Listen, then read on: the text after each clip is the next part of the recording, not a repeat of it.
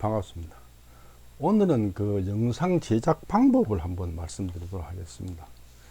예전에 제가 전주채씨 문화유산 영상을 만들 때 제 얼굴이 좀 늙고 못생겨가지고 제 얼굴만 나오면 화면이 칙칙해서 뭐 보기 안 좋을 것 같아서 제가 예쁜 여자들이 나오는 영상을 좀 캡처해서 많이 집어넣었어요. 집어넣었는데 거기에 문제가 있어요. 저작권 문제가 있어요. 물론 제가 이 영상을 가지고 영리를 추구하는 것이 아니기 때문에 그냥 그대로 써라 하고 승인해 주는 경우도 많이 있는데 아예 올리지 못하게 차단해 버리는 데도 있어요. 그래서 앞으로는 그거 안 하려고 생각합니다. 그리고 이제 그 옛날 그 고문헌 사료를 좀 많이 인용을 하는데 그 할 때 그걸 텍스트를 읽어주는 내용을 그 사료를 읽어주는 내용을 그 미국에 있는 어느 그 텍스트 읽어주는 사이트를 이용했더니 이게 억양이 상황하고 안 맞아 떨어져서 못 쓰겠어요. 그래서 그냥 그거 안 하고 앞으로는 제가 다 하려고 생각합니다. 그럼 어떻게 할 것이냐, 그 개선 방안을 간단히 말씀드리겠습니다. 첫째, 그 원전 영인을 직접 이렇게 프레젠테이션을 하려고 합니다. 그러니까 원전에 적혀 있는 글을 옛날에는 그걸 한문을 따로 제가 쳐넣어서 내놓고 그 다음에 한글 번역을 내놨는데 앞으로는 이 한문 쳐넣은 거는 넣지 말고 영인 원전을 그대로 보여주면서 옆에 한글로 번역만 달아서 하려고 합니다. 그리고 이제 스마트폰으로 보시는 분들이 많은데 스마트폰은 글씨가 작아서 잘 안 보이잖아요. 그래서 제가 모니터를 키웠어요. 이렇게 모니터를 키우고 글씨를 요 정도 크기로 했더니 뭐 눈 나쁜 저가 봐도 그 스마트폰으로도 보이더라고요. 그래서 이렇게 하려고 생각을 합니다. 이 좀 화면이 좀 삐딱하게 보이긴 하는데 그래도 뭐 읽는 데는 크게 지장이 없어서 그냥 그렇게 하려고 합니다. 이렇게 하는 게 좀 자연스러울 것 같아서. 그리고 이제 옛날에는 영상을 쫙 길게 찍으니까 뭐 1시간, 2시간 찍어가지고 이거를 토막 한 15분 간격으로 토막을 냈어요. 왜냐하면 15분 넘는 거는 안 받아줘요. 인터넷에 안 받아주는데 다음 이런 데 안 받아줘요. 그래서 15분 간격으로 토막을 냈는데 그래 놓으니까 중간 토막부터 보시는 분이 있어요. 이제 문제가 있길래 이제 한 10분 정도 길이로 하나하나 단막으로 만들려고 합니다. 단막으로. 이렇게 단막으로 만들어서 이제 그랬을 때 또 이제 순서를 알아야 되니까 고유번호를 딱 부여를 해서 고유번호에 맞춰서 찾아보면 될 수 있도록 이렇게 하려고 생각을 합니다. 예전에 제가 이렇게 책도 좀 만들고 뭐 인터넷에도 좀 글을 올리고 했는데 거기에 오류가 좀 있었어요. 그래서 제가 이번에 그럼 거기에 대해서 해명을 하고 넘어가려고 합니다. 첫 번째가 그 사도공계 전주채씨 가문에 대한 것인데 사도공계 전주채씨 가문은 고려 전기에 시작돼 가지고 중기 후기 한 200여 년간 아주 왕성했던 귀족 가문이거든요. 근데 조선시대 와서 한미해져 버렸어요. 그런데 고려가 망하고 조선이 개국할 때에 완성군 최의리가 정도전에 의해서 역적으로 몰려서 곤장을 맞고 죽었다. 이거는 팩트예요. 이거는 태조실록 1년 8월 23일에 적혀 있는 팩트예요.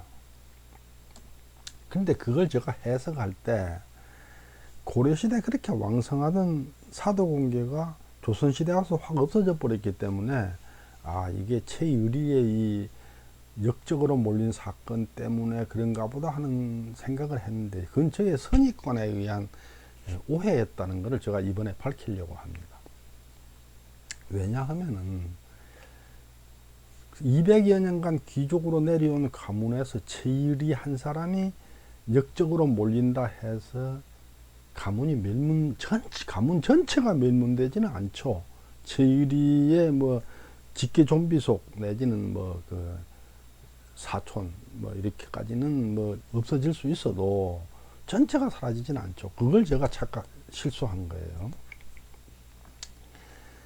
그리고 제가 자료를 더 뒤지게 보니까 최일위의 그 직계 비속들 중에도 조선 초기에 활동한 사람이 있어요. 그러니까 그건 제가 잘못한 거죠. 그래서 더 제가 왜 그런가 깊이 있게 분석을 해봤더니 최일이가 역적으로 몰래 죽은 사건 때문에 멸문지화를 당한 게 아니고 조선 세종 때까지도 활동을 했는데 그 뒤에 와서 후손들이 족보를 만들지 못해 가지고 가문이 없어져 버린 거였어요. 참 안타까운 일인데 사도공계 점주최 씨는 수백 년간 재상을 배출해 내온 고려시대의 대표적인 귀족 가문이에요. 대표적인 비속 가문인데 광양군 최성지는 그 충선왕의 오른팔이에요. 그래가지고 충선왕이 고려에 안 있고 원나라 수도 대도에서 주재하면서 고려왕하고 심양왕을 겸직했거든요. 한국 역사상 왕 중에서 두 나라 왕을 겸직한 사람은 충선왕밖에 없을 거예요. 그리고 충선왕 저 사람이 대단한 사람인 게 누구냐 하면은 원나라 세조, 그러니까 칭기스칸이죠. 칭기스칸의 외손자예요. 칭기스칸의 외손자여가지고 원나라에서 서열이 5손가락에 들어가는 사람. 그래가지고 최성지는 충선왕을 모시고 원나라에서 오래 살았고 또 최성지의 아들 양도공 최문도 이분도 그 오래 살았어요. 원나라에. 그리고 이 두 분이 원나라 문물이 고려로 들어오는데 굉장한 기여를 했어요. 그래서 원나라에서 족보가 한국으로 들어왔거든요. 그러니까 원나라에서 족보가 한국으로 들어오는데도 상당히 큰 영향을 미쳤을 것 같아요. 그런데 정작 자기네 가문에 족보가 없어서 가문이 한미해져 버렸다는 것 자체가 참 안타까운 일이죠. 그런데 그렇게 거대했던 그 시족이 족보를 못 만들어서 이렇게 한미해져 버렸다는 것은 족보의 영향력이 얼마나 큰지, 시족사회에서 족보가 미치는 영향이 얼마나 큰지를 단적으로 증명해 주는 거라고 저는 생각해요. 거기에 대해서 뒤에 가서 제가 자세하게 설명을 드리겠습니다. 좀 검증을 제대로 못하고 선입관에 끌려가서 대단히 죄송합니다. 또 하나 그 오류가 있는데 이게 이제 뭐냐면은 사도공계 시조 사도공 최균, 문열공계 시조 문열공 최순작, 그리고 문성공계 시조 문성공 최아 이 세 분의 출생 연대에 대한 것인데 이게 제가 이런 책 이런 걸 만들 때 또는 인터넷에 글을 올릴 때 그때마다 약간 뭐 1, 2년씩 이렇게 틀리게 돼 있더라고요. 근데 그게 왜 그랬냐면은 그때는 그 하나하나의 사건, 그 사안 하나만 놓고 연대를 고정해서요. 그러다 보니 그랬는데 이번에 제가 저 밑에 후손부터 쫙 역추적을 해서 연대를 재고정을 했습니다. 그 결과를 말씀을 드리려고 합니다. 사도공 최균 이분은 1125년경에 태어나신 것 같아요. 저는 이걸 좀 예전에는 1120년경 가까이로 이렇게 주로 얘기를 많이 했는데 1125년경으로 좀 늦춰보는 게 아들 문정공 최보순 때문입니다. 그 연대 차이가 많이 나요. 그래서 아마 1125년경 아닌가 이렇게 추정이 됩니다. 그리고 문열공 최순작 이분은 1140년경에 태어났다 이렇게 보이고, 그 다음 문성공 최아, 그리고 그 광양군 최성지, 전서공 최득평 이 세 분은 1265년경에 태어났어요. 여기서 이 광양군 최성지 이분은 자기 그 묘지나 행장에 구체적으로 1265년에 적혀 있으니까 경을 붙이면 안 되죠. 광양군은 1265년경이 아니고 1265년에 태어났고 이 두 분은 1265년경에 태어났다 이렇게 보는데, 사도공은 1125년에서 브라마나 5년 내 오차가 있다 이렇게 보입니다. 그리고 문열공은 1140년에서 한 10년 내 정도 오차가 있지 않는가 이렇게 보입니다. 그리고 문성공하고 전서공은 1265년에서 5년 내 오차가 있다 이렇게 보이는데,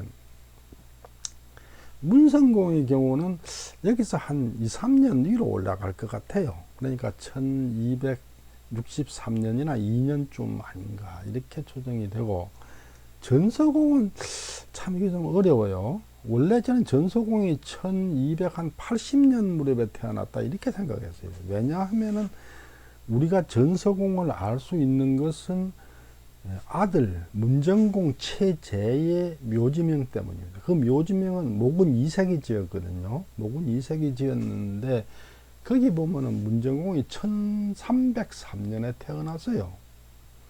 1303년에 태어났는데 전서공이 1265년에 태어났다면은 얼추 40살이 다 돼서 그 문정공을 낳았다는 얘기가 되죠. 근데 지금도 40에 아기를 낳으면은 이게 늦둥인데, 고려시대는 나이가 40이면 노인이에요.